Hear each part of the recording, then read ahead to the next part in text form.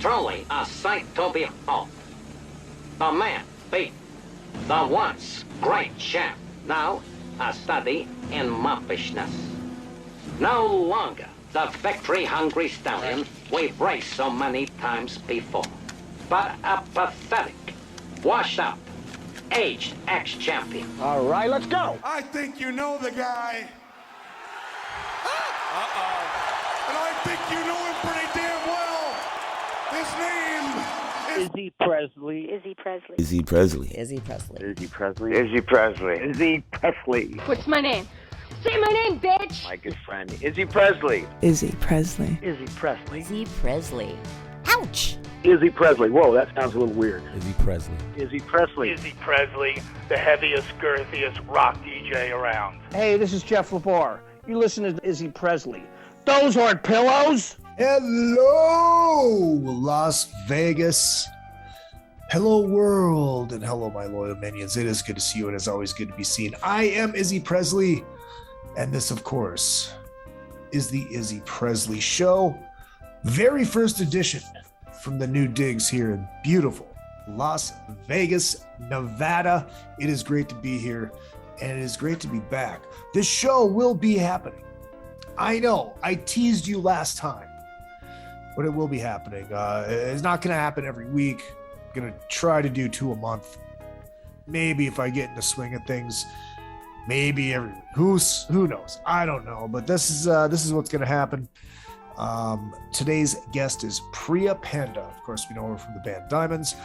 She has a brand new single coming out on the 30th, and it is very, very, very good, especially if you do like 80s pop music. And I liked it. I liked it a lot. The video is really, really cool. It's got that vibe to it. I think you guys are going to dig it. You're going to dig the conversation with her. I know this is not live. Izzy Presley Show is not going to be live. Maybe we'll get there. We'll see. I don't know. But anyways, crack one for the working man. In the words of the great Stone Cold Steve Austin. Delicioso. Wonderful. Michelob Golden Light. Quick, really quick shout out. Not to look like a corporate shill, but I kind of am sometimes. And these guys are not advertisers, but they are great companies out of Minnesota. 7th Avenue Pizza. Once you have this pizza, once you try this frozen pizza, all other frozen pizzas is going to be ruined for you. It's that damn good. They were nice enough. And I know about them because I'm from Minnesota. They're based out of Minnesota. They did not start up until like a year ago, something like that, maybe 2 years ago. And very great presence on the social media, especially the Twitter machine. And I started following them. I tried it when I was back in Minnesota last year. I thoroughly enjoyed it. And, you know, I'm always retweeting their stuff. And they finally hit me up and said, Izzy, what's your address? We're going to send you some pizzas. They sent me 7 pizzas, which is perfect because, you know, fatty got to eat. And money's tight right now. So thank you, 7th Avenue Pizza and Soda Stick, another great company out of Minnesota that makes a lot of great gear, a lot of Minnesota sports related gear. They made these, I always forget which side I'm on. Yes, they made these great 7th Avenue Pizza delivery jackets, and they sent me one of them. So very cool of them. And they got a lot of great stuff. Check them out, sodastick.com, 7thAvenuePizza.com. Check them out. Yes, I will be a whore for free. Shit. Speaking of being a whore, yes, we're gonna get through all this stuff right at the top of the show here. Over my left shoulder, that is a vintage USA 52 Fender Telecaster. Vintage USA being the company. I am a proud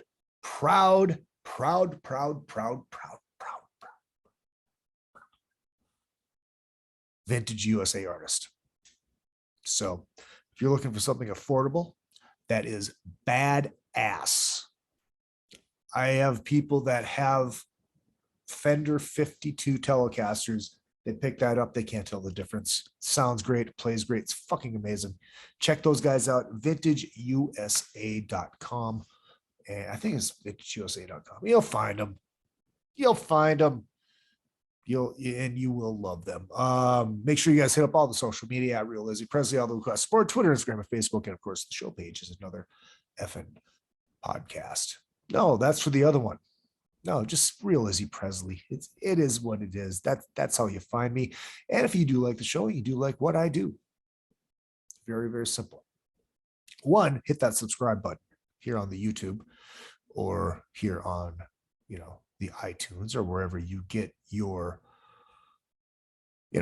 podcast. But if you do like what I do and want to contribute to the show, you are more than welcome. Of course, the PayPal is izzypresley@yahoo.com. Real Izzy Presley is the Venmo, and $ Izzy Presley is the Cash App. All right. All that bullshit's out of the way. Now, let's talk about something important before we get to Priya. I went to see the Elvis movie, and me being an Elvis geek, not sure if you knew that about me, but yes, I am an Elvis geek. The tattoos probably gave it away, or the fact that I used to do Elvis shows, or I stole his last name. Yeah, kind of an Elvis geek. So I went to see the movie this Saturday, and a lot of people are wondering, Izzy, what did you think? How did you like it? Well, I am going to say that I fucking loved it. I thought it was great. I had to remind myself at times that it was a biopic, that it's not going to be historically 100% accurate, as usually movies never are, even if they're based on the life of somebody. I found myself yelling at the screen during the 68 comeback black leather sit down part where Elvis says, "You're gonna let me do what I want to do." And on the actual comeback special, he says, "Would you sit down?" And he gets a pop, funny laugh, yada, yada, yada. And they cheesed it out. They changed that line to, play the music that I want to play. And it's like, no, that's not what he said. I almost yelled in the theater. That's not what he said. That's not the line. That's not the bit. But yes, there was a couple of rap songs in there, which is stupid. Hey, let's have this movie about the 50s and 60s and 70s and put rap music in it. Give me a fucking break. Hold on 1 second. Take my sip of my delicious Golden Light, who would be an awesome sponsor for this show, by the way.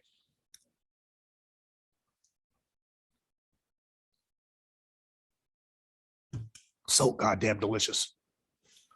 I thought the guy that played Elvis did a very, very, very good job. He had the voice down, accent, voice, fucking perfect. Weirded out looking at him a few times.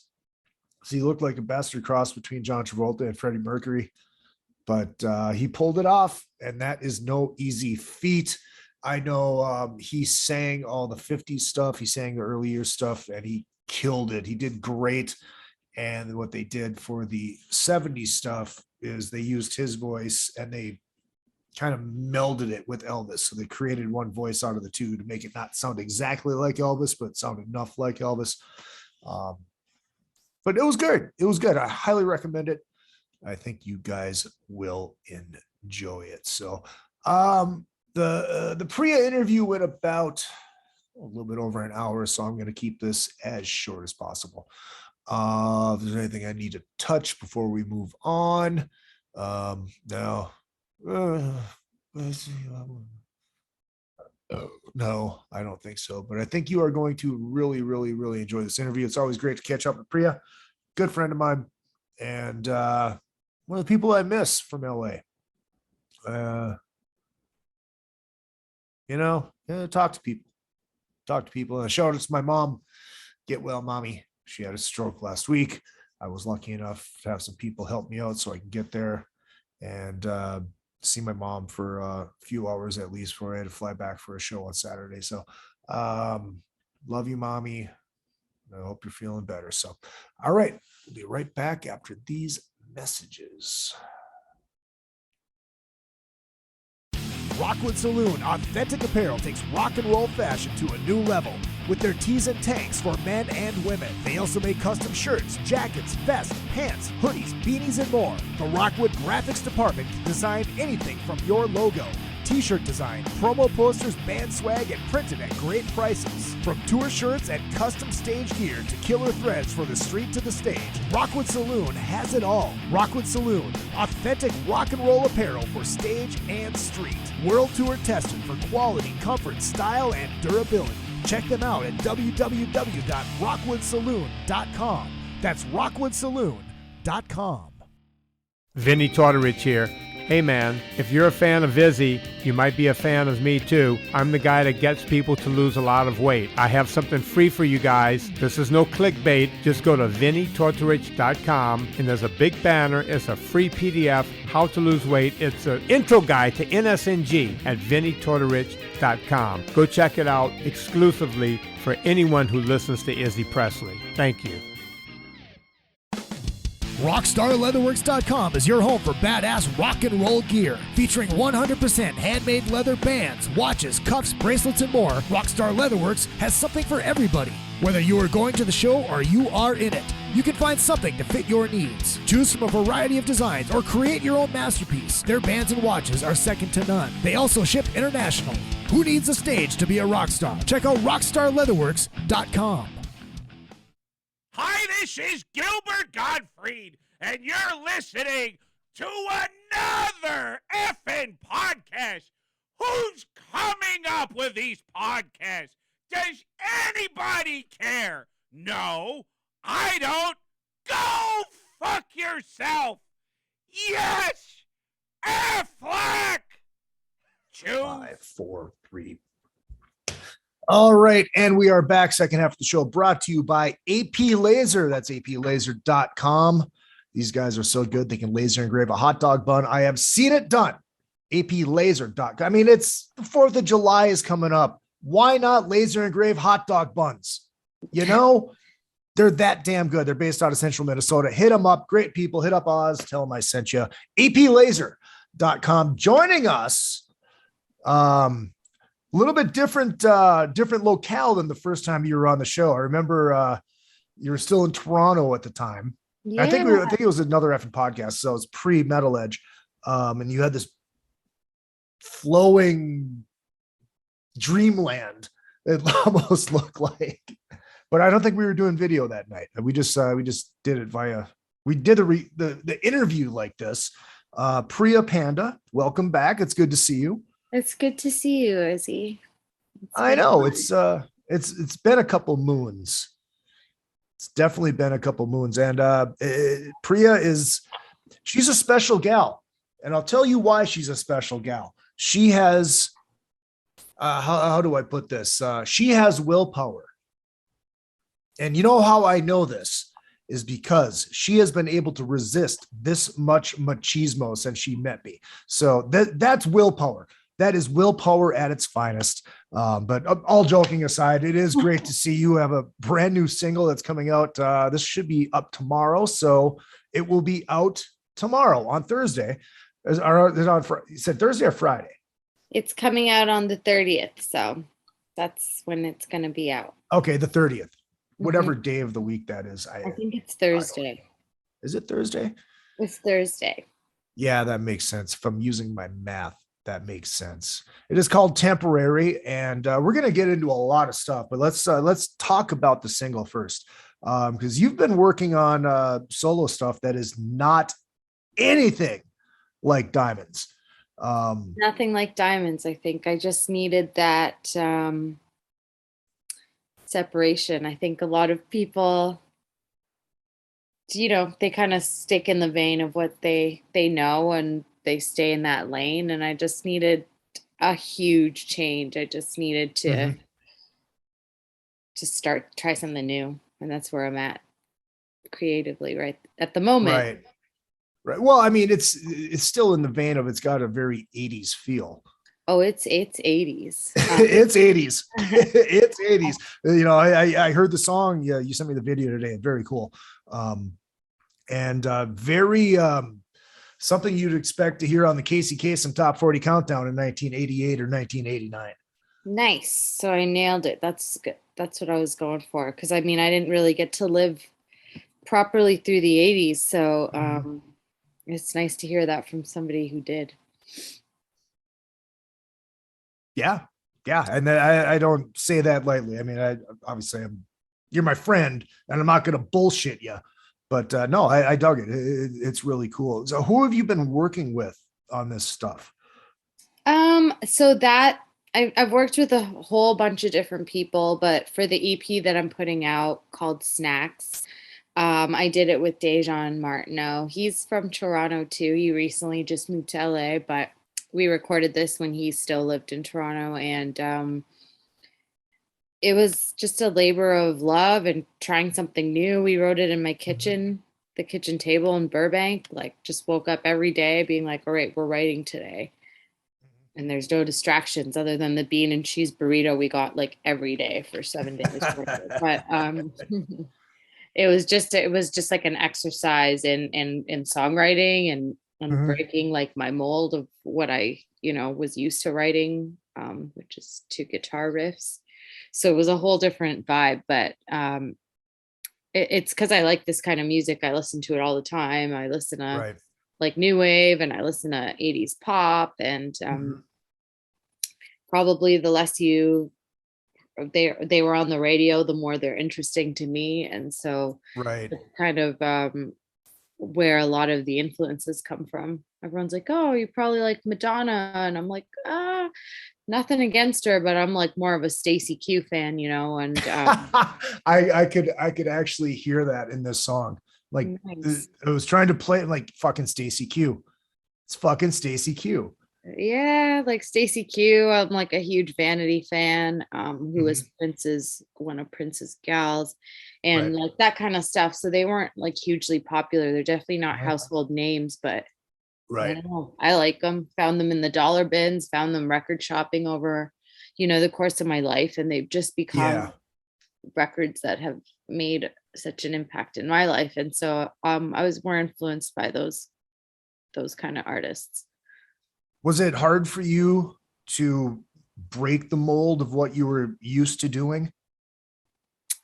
Honestly, it was kind of natural because like as much as I love like hard rock and heavy metal and all that stuff, I found myself, especially when we were touring a lot, listening to a lot less of it when we weren't playing.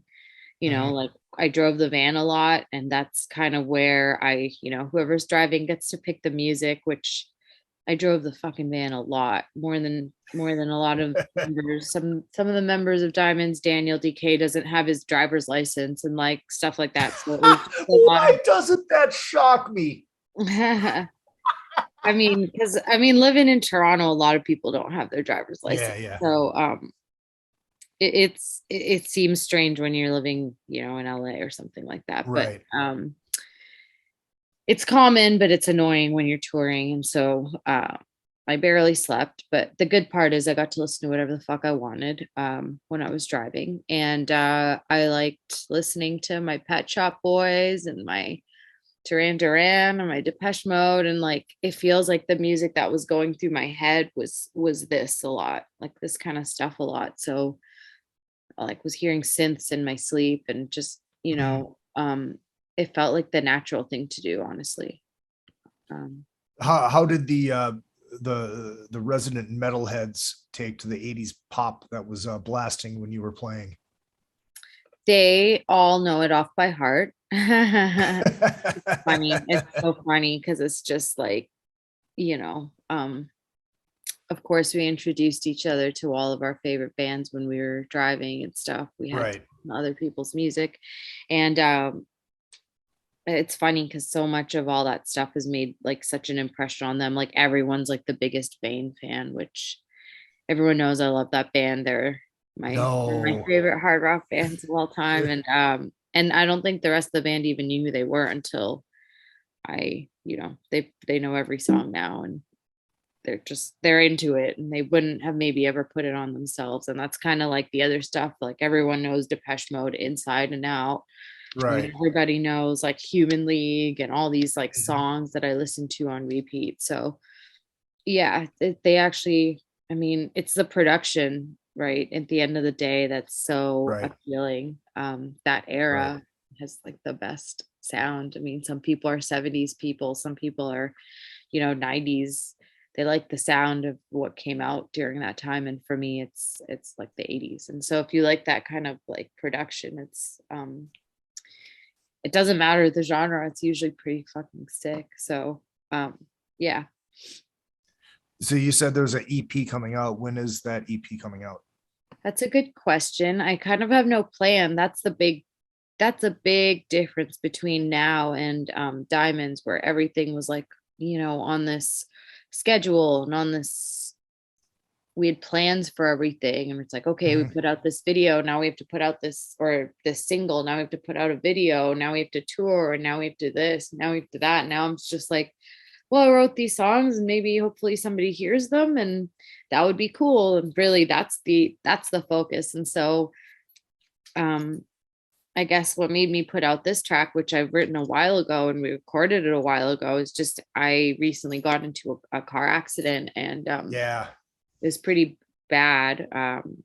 It could have been a lot worse. Like I'm here talking to you now, but it has had lasting physical impacts, and I hurt my head a lot and my knee a lot. So my walking has been off. And so I spent a lot of time just sedentary sitting. It's not something I've ever done in my life. I've never been a sitter or a lounger. And I kind of just had to slow down. And then I was like, well, I haven't put out a song in a while. Maybe I'll put out a song. Like but it was just, there's no plan to it. It's kind of, it's nice. It's a relief. It's just like, well, we'll see what happens and maybe nothing will happen. It doesn't matter. Cause like I made this song and I think it's pretty, I'm proud of it. And so, you should be. Thanks. Yeah. It's just a different way of looking at it. So when you ask me when the EP's coming out, who knows when I feel like putting it out, I guess. Yeah. That's so rock and roll of you. I mean, when's it gonna come out? I don't know. Whenever I feel like it. Whenever I feel like it. And that's it's just such a different way of approaching it. I know everything feels so contrived now because it doesn't even ever hit, like get pressed into a CD or a record or anything that you can ever hold. Right. Like, well, I hope I make this playlist. And it's like, of course, sure, it would be great to be on a playlist, but it doesn't have the same, the music industry will never be what I want it to be. Well, I know that's because I'm not going to say you're old, but I'm old. So I remember what it was. I know you remember what it was too, because you're not sort of. Yeah. Like you're what, 15 years behind me, something like that. 20 years behind me. 40 years behind you. Yes, that's right. That's right. You're forever 19. Yeah. I mean, no, you'd be forever 9. Forever 9. I'm not 9. Thank God. Then there'd be a whole crazy world out there, which the world has gotten really crazy right now. And music in the middle of that seems like both something that seems very frivolous and also very needed. Like, I just think that we need to keep creating things out of thin air, and just I think that's one of the purposes that we as like a species have forgotten. We're so busy. We're so, caught up in going from one thing to another. And obviously the last couple of years forced me to slow down, but the last couple months since my accident have really caused me to slow down. Like I was walking with a cane. I had to like use a wheelchair in certain situations. And I am, I'm not used to that kind of attention. And it was really weird. And it gave me a new appreciation for people who like have to live like that every day and aren't going to get any better or see improvement in their physical like conditions and stuff. And so I don't know. I guess I've been going through a lot of like growth. I mean, before I wore this shirt for you, by the way. I love it. I love it. It's very Canadian, right? I drink Molson Light. Take off. Take off. It's funny. How are you? How are you feeling? I'm a lot better. I have like some head aches and things, which is weird because I love loud music and I love guitars. Right. I love going to shows and all that stuff, but I've kind of had to take a break from it for the most part. Yeah. And sometimes I have light sensitivity and all that kind of weird stuff. So I'm just trying to heal in that regard. And it's not funny, but CC, our guitar player from Diamonds, he had like this crazy car accident when we were younger in 2009, and he hit his head and he was in a coma and he was in life support, and damn, it was bad. And he had a level 1 brain injury, which is like the closest thing, I guess 0 is, like death or vegetative status. Oh, wow. And so he had like a level 1, and it was really, I didn't know what that meant at the time. But now I'm like, wow, how did he ever get better and do all the stuff that we did? It's crazy to think how much this impacted. It must have impacted him, and he didn't really like talk about it or harp on it, or even he was just so driven with the band and everything. But yeah, I'm just in a different stage of life, I guess, where, yeah, of course I'd love to play shows and I'd love to continue like going to shows. But right now, I have to like pick what I do on a day-to-day basis. It's very strange because I'm super active as a person. I'm not exercising. Definitely, I quit drinking like in January, and that it would probably be something I would have leaned on heavily at this point in my life. So that's a big change, because every time I was, upset or whatever, I would drink, or every time I was happy, I would drink, or like my favorite band's in town, you drink. It's such it just becomes, you don't even think about it. Right. And yeah, I really had to think about it in this situation, because all I have is downtime, and like I'm like, I don't think I want to spend it recovering from hangovers and things like that. So just like, I guess I've just gone through a lot of growth and change over the last little while, and the song I think reflects that, because all the stuff that I'm talking to you about, I think, is kind of the theme of the song. Just when you're in the moment, it's called Temporary, so it's about how things are fleeting and relationships can be fleeting, or time just moves so quickly, and living in the present is something that is so difficult to do. And we're kind of programmed almost to think about what's coming next, what's the next thing we're doing, what's the last thing we did, or like what happened yesterday. We'll dwell on that for so long, and meanwhile, like the right now is passing you by. And I think about that with Diamonds, where I was so focused on what was to come or what mistakes I'd made, that I sometimes was just like missing out, like playing these great shows or hanging out with these great people. And now I don't really see them that much. And, that really brings all of that to the the front of my mind, where I'm like, wow, I miss that. And I miss them, and I miss playing shows, and I miss those crazy people, and I miss all the people I saw on the road, and I miss our fans and all that. But I can't get that back. And I never will. And that's it's weird, but it's like it's like something that I've used to hopefully grow as a person. And anyways, this song is kind of about that particular like feeling. So it's kind of reflecting on my past,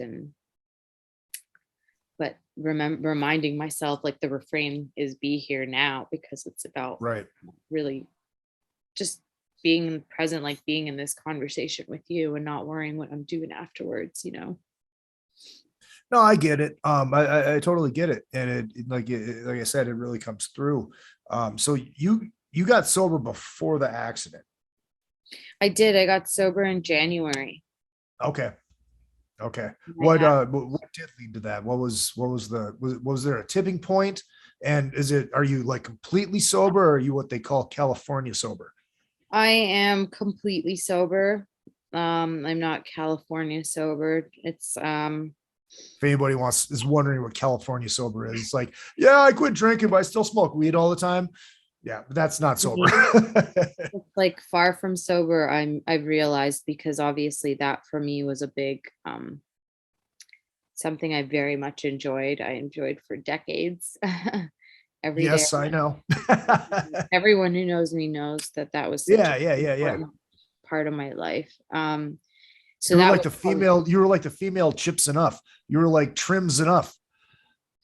Basically half the guys I know in bands like Chip is I know him because of, like, you know, we all connect, all the stoners. Yeah. Connect. And I love Chip to death. I'm not ripping on Chip at all. I fucking love Chip. He's cool as fuck. But the thing is, I guess for me, it came to the point where I was just like, I don't know, all that stuff was overwhelming me after a while, where it was like I wasn't even conscious of my actions, and I was just like mindlessly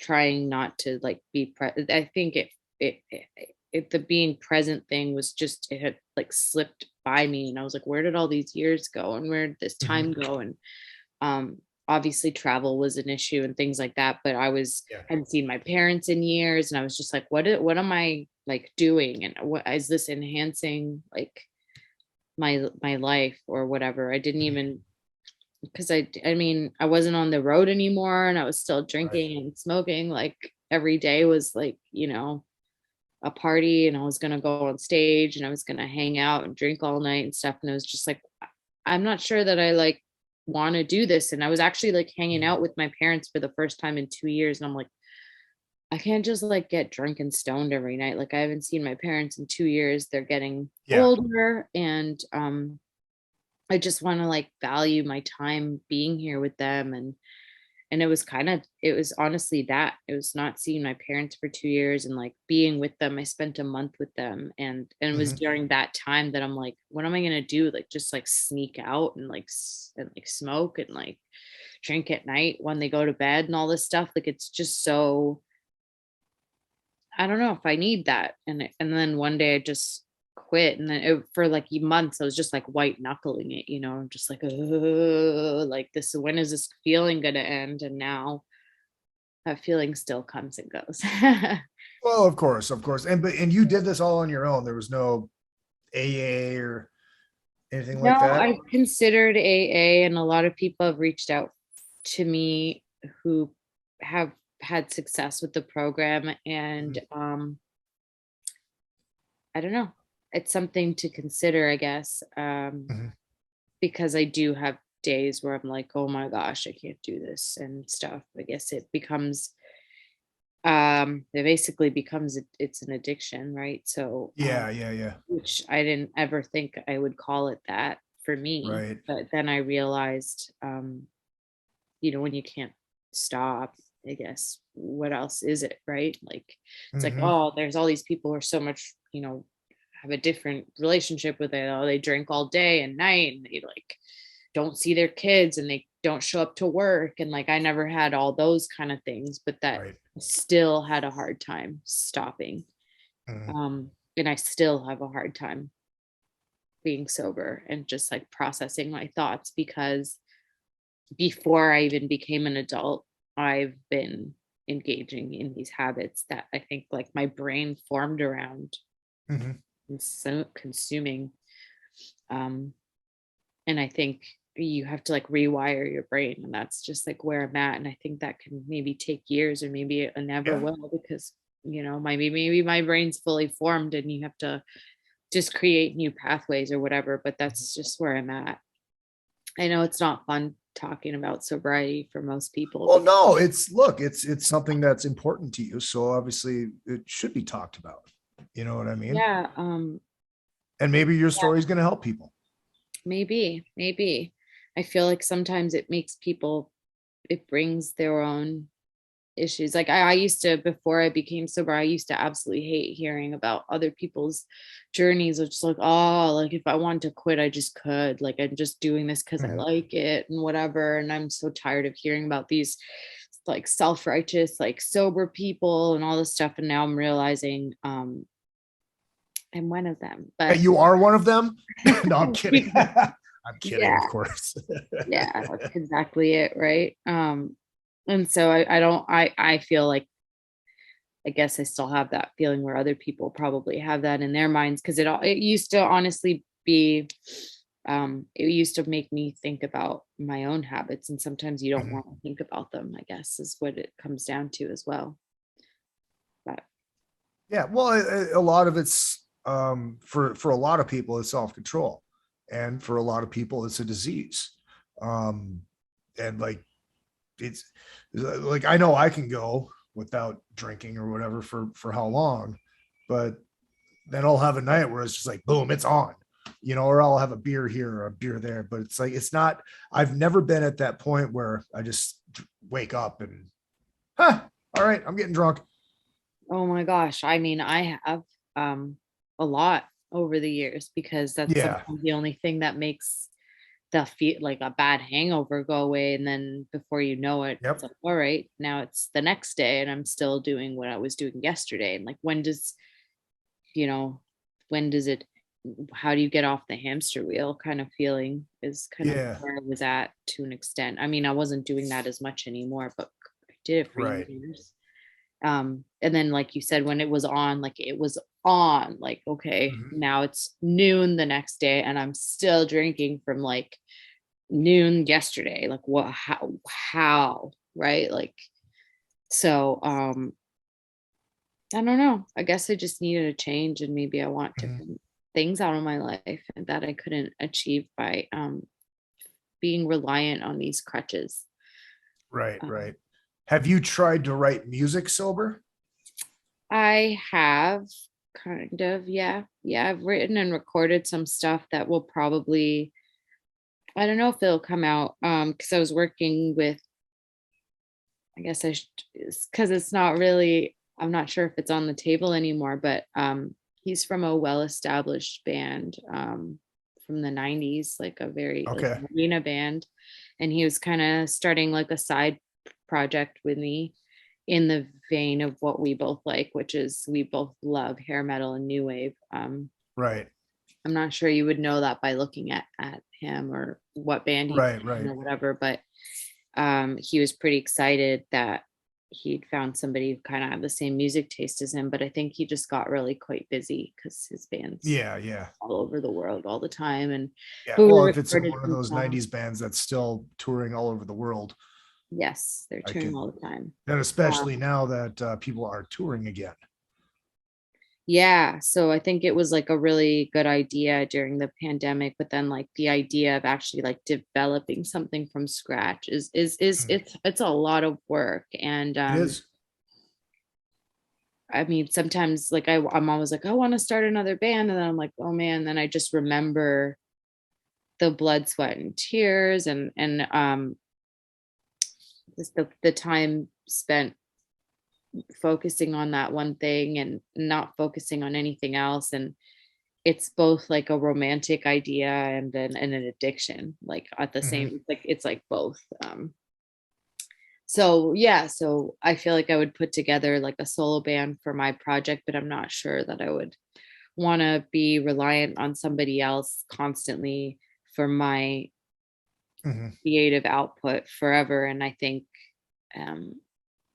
I don't think I'm the first person who's been in this situation after, like, being in a really active project and then like just retooling. I'm like, I want to be in control of what I do and when I play, who I play with, and who releases my album and this and that. And I'm sure LA's crazy, and so there's been all these different people are like, I'll pay for your this and I'll do that, and I'm like, yeah, but then I owe you all this. And you and I have different views on what you're not a creative person, you're a money person. And like I don't know if I'll ever make money doing music. I don't care, you know. I'm still gonna make it. And that's kind of where I'm at with my new project, where I made it and I want to do a band, and I do want to perform it, but have I put one together? Not yet. Do you want to join a band, Izzy? Yes, absolutely. I'm already in one band in LA. Might as well have two. You know? We'll have to jam when you guys are jamming too. Hell yeah. Two that'd be fun. in a row. That'd be fun. So yeah, not that much guitar. So it'll what is we've talked about Diamonds a little bit. Is there a status of Diamonds, or is Diamonds done? I mean, if we ever get our cool gigs, we of course will do them, festivals and all that. I think before the last couple of years, like our last show was on the Monsters of Rock cruise, 2020, which was great. We had a blast on those cruises, and if they ever wanted us again, we're there in a heartbeat. Festivals and all that. So like at the time after that, we had all these different like ideas in mind for like, there was like a show offer for us in like Dubai and like things like that. Oh wow. So we were like, those are the kind of things that we're more than happy to do. But of course, in the last couple of years, we've gotten further and further away from that project. DK's in Exciter. Well, I don't think that's, at this point you call that a project. It was my life's work, actually. Yeah, that's a little bit more than a project there, sister. Yeah, 4 records and all the tours and all the stuff we did. It was great. I won't lie. And I miss it, like I keep saying, because it's true. But yeah, I mean, people have stuff going on in their lives that wouldn't really be conducive to like getting in a van and touring all over the place again. But if there's cool opportunities, we're more than happy. And everyone still, like, you know, sees the band as a band and sees themselves as a member of the band. So that's positive in that way. Yeah. And, you know, like, it's not like, oh, fuck Diamonds, like it's done. It's just, there's no like negative energy. It's just, you know, I think at this point we had all, to be fair, at the end there was a bunch of issues, like CC, our guitar player, didn't even play our last 2 big shows, which, you know, that's insane, because me and CC really were like the main songwriters of the band, and we drove the band a lot, and he wasn't there on those last couple shows just because we weren't on the same page in a lot of ways. But I think all of that has blown over the last few years. If we had a big show and he wasn't busy and everyone was on the same page, like we'd show up and do it. And I think it would be a lot of fun. And we definitely have a lot of fans, and they're constantly asking us what we're up to. And I love all those people, because it reminds me that what we did connected with at least somebody, like every day. I'm reminded of that. And there's still, sometimes I feel like we have more of a fan base now than we did when we were playing all the time, because it's when we were like hitting the same city like 2 or 3 times in a year, people are like, oh, I'll see them, you know, next time. Yeah.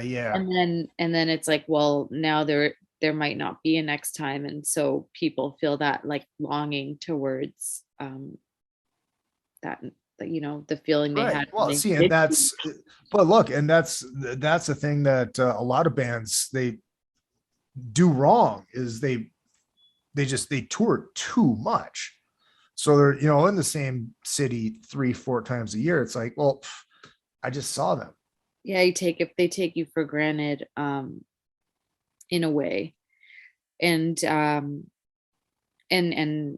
that's what kind of at like, I'm like, if band's in town and I can afford a ticket and I'm not doing anything, or I'll even set my schedule free to see, you know, certain bands, I'm always there, or I'll even make a special trip for it. So I mean, I'm a fan first. I mean, I'm no virtuoso musician. I'm like a fan who turned into tried. And I think that's just how I think everyone in my band was. Like, we weren't the best band in the world. We were just, we just really wanted it really badly. And so we weren't willing to just sit in the basement, like, playing guitar and stuff. Like, we wanted to take that on the road, and that's what we did. And like, obviously Daniel's probably at this point, DK is the most active musician in terms of like the road. So he's pretty busy. He's a hard guy to get a hold of in terms of anything Diamonds related, like right. Well, I mean, he's all over the world with Exciter, so yeah, he's doing really well. We're all really, we're stoked for him. It's great. Would you like to someday do new music with them again? That's something that me and Cece have been talking about, because we really are the two like primary songwriters of the band, and without us driving the creative, like the albums and stuff, we wouldn't have had really that any music at all. So that it's something that we talk about. I've kind of, I'm like, a lot of the themes that we wrote about and stuff, I'm not sure that I would want to write like about that kind of stuff anymore, but just because it was like pretty dark, and like I was dark, it's not sober, and a lot of our, we had 3 band members who played with us that passed away, and it colored the band and like the stuff we put out, and I wrote about. But I think the last album that we did kind of bridged the gap to kind of where I want to go with the band musically, and also like thematically. So it's something like, I feel like we didn't like write that record that would have really like, been the album that everybody wanted to write and play on. And so I think that still like lingers with us.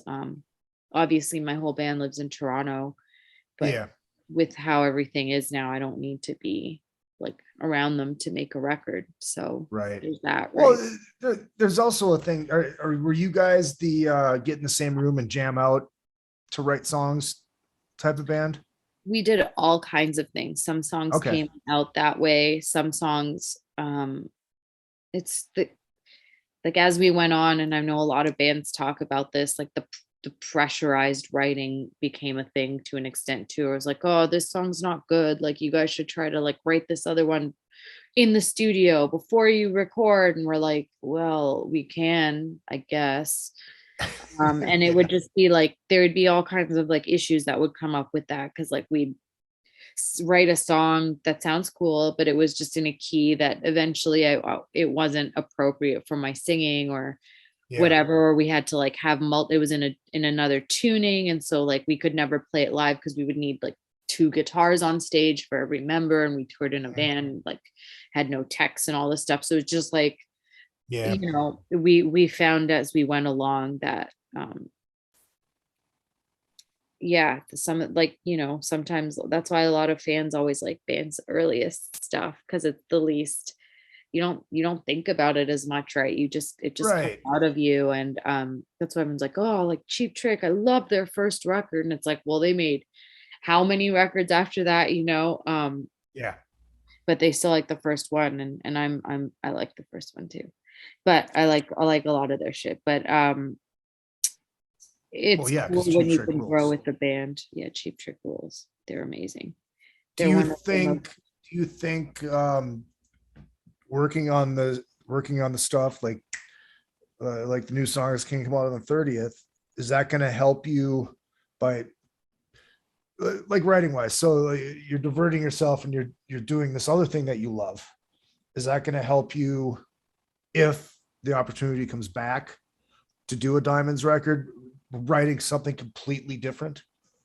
I think I have the space for it now.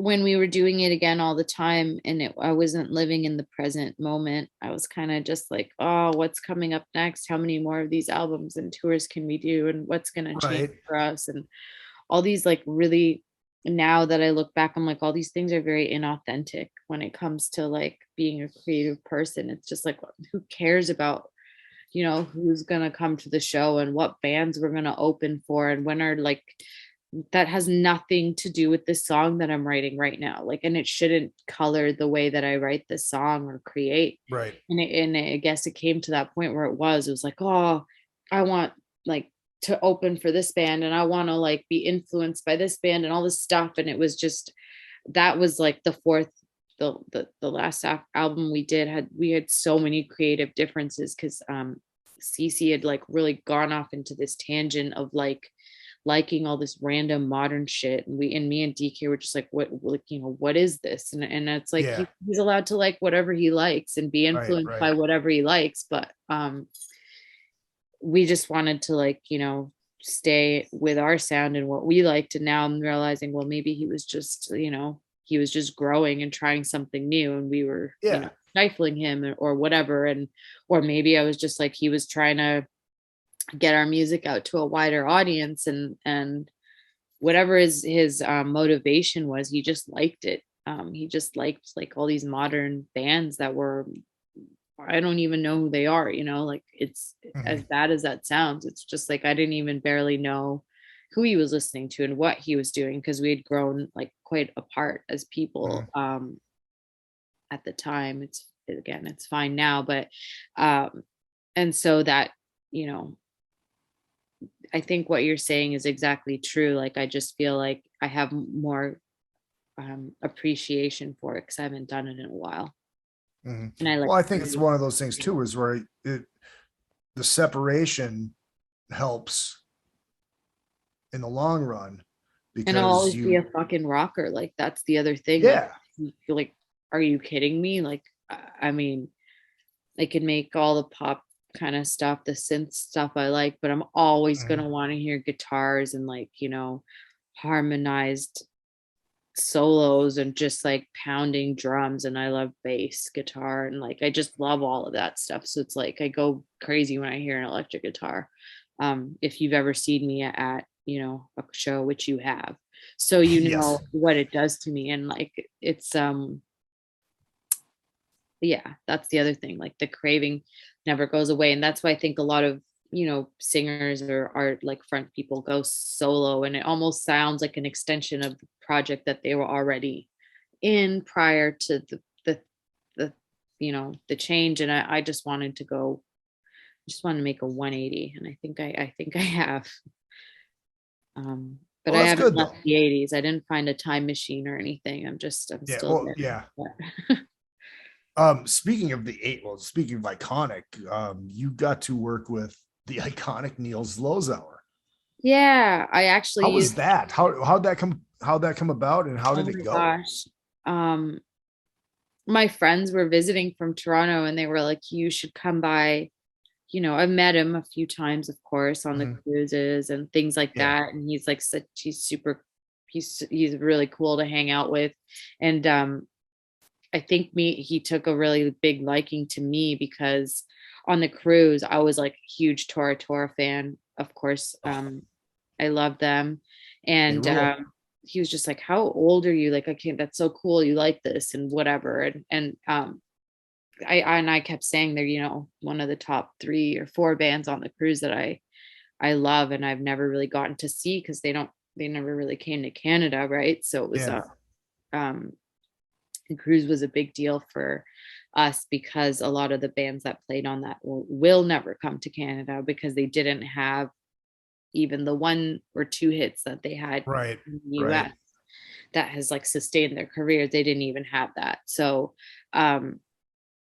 Tora. So we were both there. I can't remember. It was a very early show. It was like 1 PM or something. And we were both like, you know, really loving it. And he was like very close to me or whatever, but in the audience. And so I think he was like, wow, this chick's like, you know, cool. And I was like, yeah, I am cool. But I didn't say that, but, you know, I was like, I'm legit with what I like. I'm not like fucking around.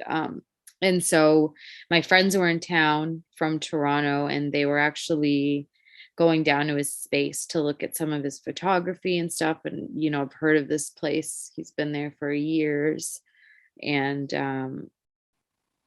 I never thought I'd get to go there though. And yeah, when I was down there, he's just like, you should come back in a couple hours and shoot, because there's this other band. They already called me and said they were going to be 30 minutes later than I thought, because one of them has something and they're driving from somewhere. So you have 30 minutes, come back at this time and we'll shoot. And I was like, you better believe I went home. Yeah, goddamn right. Yeah. Back. And he was right. Got 30 minutes, but it was on the roof. It was on the iconic, like, the roof, like, yeah. So when you're shooting with him, you're looking at the Capitol Records building, but he never shoots with that in the background. That's his thing, he says. So you're kind of looking at it while you're shooting. So really, it's a reminder of where you are and what you're doing. It was that's very cool. And I feel like that has happened to me a lot in this, like, it's crazy. I'm sure you agree or relate that so many people that you looked up to or even had pictures on your wall, and like you have all their records, like you also have like their phone number, and like, you're also like on their guest list for the rest of your life, and like all this stuff. You're just like, how did this happen? Just because, I'm a fan. Like, wow. Yeah. How was I able to text Kip Winger happy birthday?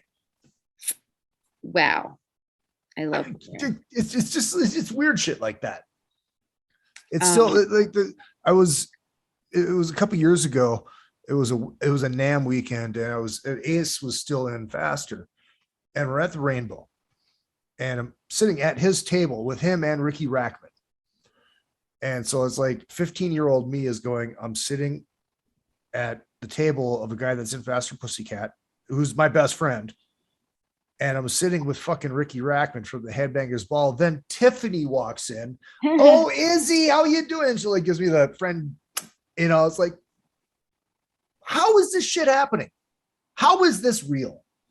How is it real? I mean, it's I get it. I get it. It's hard to explain. Or I think you just did. I don't think I explained it, because it's not something that even like makes sense sometimes. Like, I just wanted to play in a band. Now I get to like, I guess know or relate to these people in the same, in a similar way to like their experience, which was also playing in bands and wanting to play in a band. And that's just how they became somebody that I looked up to. And so, it's so weird. And all I did was doing what I guess I was, what I think is my calling, or I was called to do that. And at that, of course, like you can also relate to this because of doing all that crazy shit. We don't have traditional lives. Like, I mean, I don't have a family. I want one, and I don't have one. And all that kind of stuff. You know what I mean? So it's kind of stuff that was always in the back of my mind, but I wasn't focused on. I was focused on other things. And so I guess that brings me back to the point of I've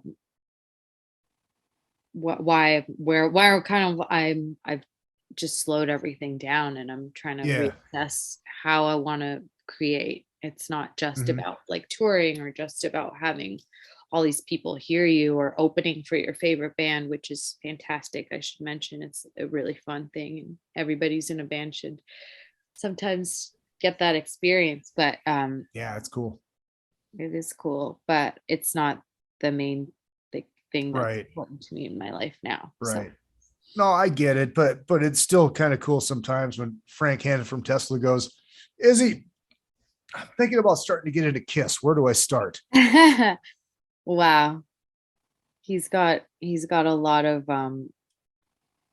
to explore there. That's kind of fun. Oh yeah. Yeah. I don't know how far it went, but the conversation was had a couple of years ago. I mean, I think he should start with Unmasked. What about you? No, God, no. Don't get me started on that.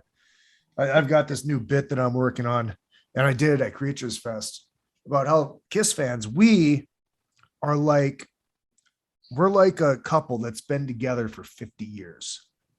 All we do is bicker. As much as we love each other, as much as we have that same interest, all we do is bicker and all we do is fight about Kiss, even though we love it. You know, I like The Elder. Oh, no, you don't. Yes, I do. No, you don't. You're not allowed fine. to like it. Well, hold on. Well, fine. I'm going to listen to Unmasked. Oh, that's all I need. You know? I mean, Unmasked is fantastic, and so is Dynasty. Dynasty is amazing. I love Dynasty. I mean, they're both produced by the same. Yeah, but he Unmasked killed it. Unmasked is the Taco Bell of Kiss records. Wow. I mean, is Taco Bell even that bad? It's better than Del Taco. Well, yeah, but that's not saying much. We don't have Del Taco. You haven't seen Taco Hell, or if you haven't eaten Taco Hell in a long time, because it's every time you go, you know, it's just going to be unfulfilling. Then you'll see a commercial and go, God, that actually looks pretty good. I am going to go to Taco Bell and get that. And then you get there and you try it. And then you remember, oh, this is fucking Taco Bell. This is terrible. It's and terrible. Like Shandy is you cannot compare Shandy to Taco Bell. Hold on. Shandy is like what we used to call the dirty diaper with cheese, the beef and cheese burrito, the holy grail of Taco Bell. That was good. That's like the creme de la creme with sour cream too, of course. So that's like Shandy. Shandy's amazing. I love Shandy. Shandy is fucking amazing. The rest of the record, no. I mean, Naked City, one of Gene's top output in his entire career. Kiss. Oh God, you're not working for them anymore. You don't have to keep saying this. I mean, I don't think they liked hearing about it. That was just like, keep that one under the rug, guys. But yeah. That's funny. How was that working? You worked with Kiss for a little while. Yeah, I was more kind of helping out with Keith LaRue's stuff that he did. He worked for Kiss for a long time. Yeah, love Keith. What up, Keith? Good dude for sure. And it was fun. My God, it's like one of those other experiences where you're just like, I'm writing cue cards for Paul Stanley to read later. This is insane, like absolutely insane. You know, like it's like menial tasks and whatnot, but it's like you're buying sandwiches. At least it's for, it's for Gene Simmons. You're buying his favorite sandwich or whatever, and like coffees and things like that. It was quite, it's what most people would not think was super exciting, but I thought it was fucking great. I mean, did you ever get that text? Look, I know they said no cookies today, but please bring me cookies.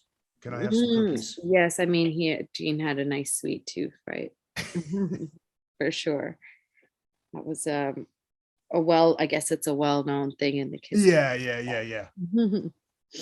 Oh, that's fucking great though. So as we wrap up here, is there anything else that people need to know about the new record or the new EP, the new song that's coming out called Temporary, that is on the 30th? Where can they get it? Where can they find you? I'm all over the internet, and I don't really post as much anymore, but I guess Twitter's my favorite place to connect with people now, and Instagram, Spotify, I guess Apple Music, all those places. If you still have access to iTunes and you're one of those lucky people, then you can download the track, I think. What else? There's a Van Halen cover on my EP, so I think that'll kind of tie it all together for a lot of people. It's completely are you at liberty to spill the beans on that? Or sure. It's Ain't Talking About Love. Nice. I recorded it way before we lost our Eddie. Yeah, I've always been a fan. I think a lot of rockers know what I mean. It's just they're fucking Van Halen, and so it's not a tribute. It was something I've always wanted to do, just kind of like take a song that's just great and switch it up and bring it to a different audience, because I've always thought, like, a lot of these rock songs, people just kind of take them with a grain of salt because they don't listen to rock music, or they don't listen to guitars. They don't like guitar solos or whatever it is that. What is wrong with those people? I don't know. I don't know. It's hopefully that's why I kind of did the song in this style, because hopefully people are like, whoa, what is this song? I think I've heard it before.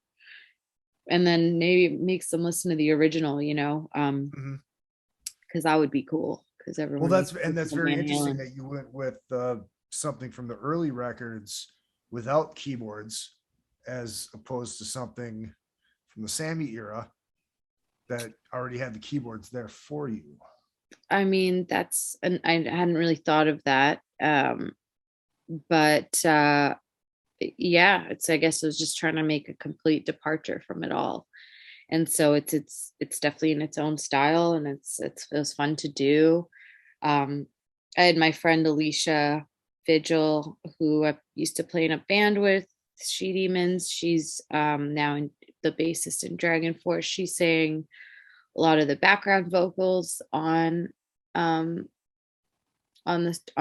EP, so that was fun to have her in the studio. And the whole thing's a labor of love, and it's just like it was just something I literally had to do. I was compelled to do it, and so I've done it. And since then I've continued writing. I've written with a lot of different people, a lot of living out here. I connected with a lot of cool people who've done a lot of fun and interesting things in music. And so I've been very lucky to work with them, and hopefully one day I get that urge to release those songs too, because I think they're also pretty good. And I hope one day I write another rock record, because that's very important to me, is rock music, heavy metal music, hard rock. It changed my life. It changed me. Pretty much everyone I know is in my life is through that world. And from being a kid, going to shows starting when I was 11 or 12 years old, punk shows, local punk shows, that became an extension of my family. And so I just still see everyone, as my cousins, my brothers, my sisters, my people, and so that'll never go away. Right. Well, that's great. Priya, it was great to catch up here. Let me hit the outro music here. And of course, I have to do that along with it, so I know where to lay it in at the end, and I can line that sumbitch up. This has been the Izzy Presley Show. Priya Panda, thank you so much. Thank you so much. Great to see you. Great to catch up, and we're always in touch here and there, regardless. But good to see that face of yours again. So. Glad you're doing better. If you need any tips on lounging, relaxing, and napping, I'm your guy. I've got you covered. White Castle will probably for a couple hours, huh? Talking about Metal Edge Magazine's Another Effort Podcast. We'll be back next week. This show, the Izzy Presley Show, it's going to be done more often, as well it should be. I've been lazy, with the move and all that stuff. So it will be back as well. The Smoke and Kills, we'll see you guys in the Ozarks in a couple weeks. Oh, wow. And we got a show at Hotel Cafe on the 29th of July. So Smoke and Kills will be there as well. And just announced July 21st, Punchlines and Backlines at Vamped in Las Vegas with Nerd Halen. Hal Sparks is our headliner, and Chris Kale from Five Finger Death Punch as the featured musician who's never done stand-up comedy before. We'll see you guys soon. On behalf of Priya Panda, my name is Izzy Presley. Don't you go change it.